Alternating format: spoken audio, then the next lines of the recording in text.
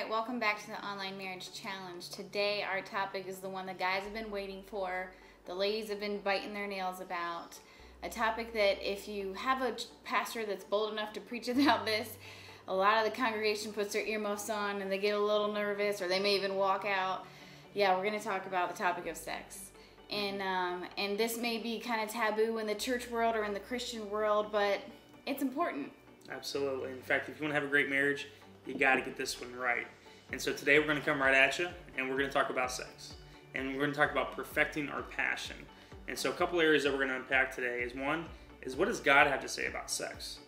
Two, we're going to learn the key to great sex. Stay tuned for that. He has it. And three, we're going to talk about sexual expectations. And lastly, we're going to leave you with a challenge.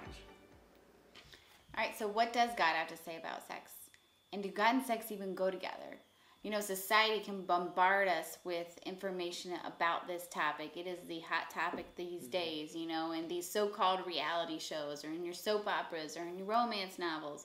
You know, the top magazines have the top 15 tips for making your sex life better. But the truth is, God created sex. He made man and woman sexual beings. And he created this as a holy act, a pleasurable act between a husband and a wife. So it's a good, holy thing that's ordained by God. That's good news for us married people. And he has a little bit of advice for us. In 1 Corinthians chapter 7, he just says, don't withhold it from your spouse. Don't deny your spouse of this sexual act. And I think he has that for a good reason. Yeah, fellas, can I get an amen to that one, right? But all right, guys, this isn't like a free hall pass to get sex anytime you want. Because I'm telling you, your wife can still be obedient to God and be mad at you in the morning, right? So it's not about just getting sex when we want it, but it's about perfecting our passion. But we do want to take note of the scripture because God set it for a reason. And think about it though, like when we deny our spouse sexual intimacy, man, they really take a hit from that because it can create rejection and insecurities, resentment, and frustration. And when we do that, it can create a whole lot bigger problems in our marriage. And so to avoid that, we want to unpack sexual expectations within our marriage and how we can communicate those needs so that we don't have to deny our spouse and we don't have to go down that path of a toxic marriage when it comes to sexual intimacy. All right, so before we get into some expectations, let's hit the basics and understand each other. See, men and women are so very different, and it doesn't take a genius to figure that one out. Men are visually stimulated. When it comes to sex, all they have to do is see their wife, and they are at 400 degrees and no time flat, boiling and ready to go. 30 seconds on the microwave, I'm there. Exactly. Men are like microwaves. Now, as women, we're more like crock pots. You come up to us at 400 degrees, we're like, slow down, buddy. I'm still in my sweatpants. I don't have my makeup on yet. You're going to have to give me some time. So how do we get to the same temperature? So the truth is, busy, distracted women are busy, distracted lovers. And fellas, if we just let a few minutes go by in the bedroom without connecting with her, she begins to think about her to-do list, all of her busy work, or even the insecurities that she has in the bedroom. So guys, if we want to connect with our spouse sexually, first we need to engage with her emotionally. And one way to do that is by speaking loving and encouraging words to her so that she feels beautiful, so that she feels sexy and worthy of the bedroom. Another way to do that is to give her non-sexual touch before the bedroom. And during the act of sex, make eye contact with her. Guys, I'm serious. Take me up on that one.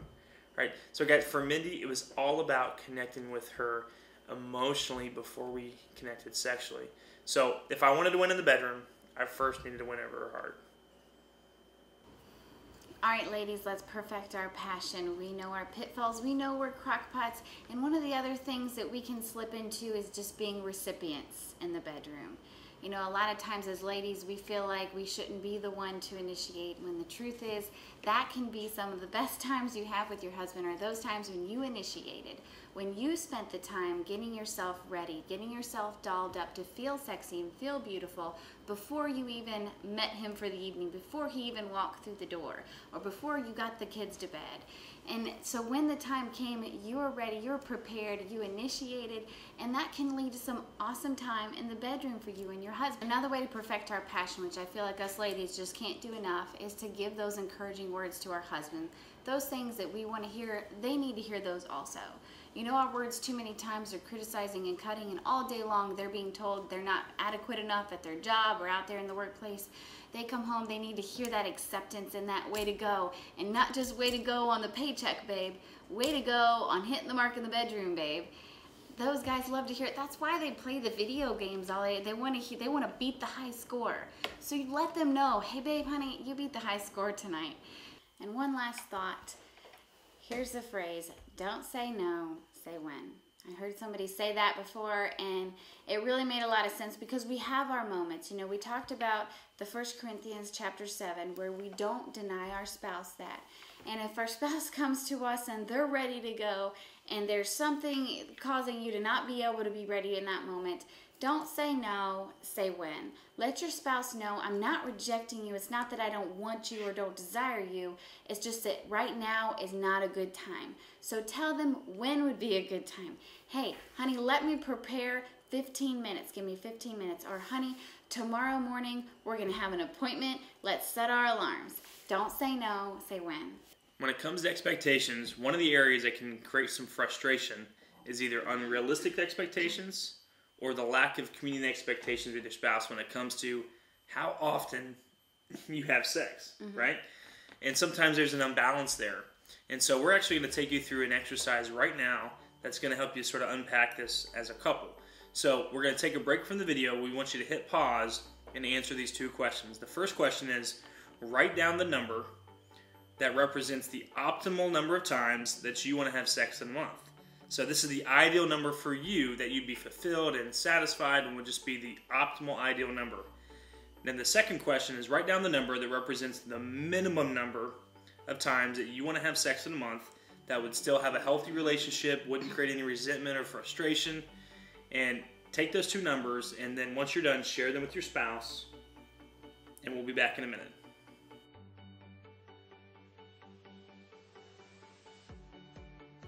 All right, so as awkward or as shocking as those numbers may have been, it is so good to start having these kinds of conversations with your spouse. You know, this is the real talk we were talking about a few weeks back when we challenged you to get below the surface. This is one of those conversations you can start having, not just the numbers, but let's get into some other things. You know, as Christians, we're called to be monogamous, and we get passionate about being with one person for the rest of our lives. And it is time for some red hot monogamy. That's right. You know what? And that is sexy, and that is fun, and that is fulfilling. You know, some couples get in the routine of the same old marriage and the same old conversations and the same old sex. And it just doesn't have to be that way, because you know what? The key to great sex is connection. And it's connecting with our spouse emotionally, spiritually, as well as physically. And when you have all three, you can truly perfect your passion. All right, so connecting emotionally with our spouse starts before we hit the bedroom. And the good news is, if you're doing your real talk time, you're hitting the mark already. Now, connecting spiritually, there are lots of options for that, but it's so important in keeping that connection with your spouse. Connecting spiritually means maybe you're praying together. And actually, there's a stat that couples that pray together have a 1% divorce rate. That, compared to the above 50% average, is amazing, the difference that praying together can make. Now, aside from praying, maybe you have a couple's devotional that you read, or maybe just pull out some scriptures and read together in the morning before you hit work. That's a way you can connect spiritually. Now, connecting physically, this is obviously important, and hopefully you figured out how to do that. But connecting physically, if we can perfect that, if we can get our spouse's needs fulfilled, if we can figure out what makes them tick in the bedroom, we can connect physically to the best, most optimal level, and we can get all three connections working together. All right, so your challenge for the week is to do all three, is to connect emotionally, spiritually, and lastly, be sure to hit the sheets. So it's one day this week, be intentional and try to hit all three. Now, if you guys are ready to take it to the next level and you want some extra credit, here's a book I recommend for you. Get a copy of it, Make It Amazing by Scott Drummond. Minnie and I recently attended a marriage retreat where we got to hear Scott speak, and he talked about this challenge called the 25-day challenge, where they actually did that. They connected on all three levels every day for 25 days. You got to read the book, and don't forget the challenge.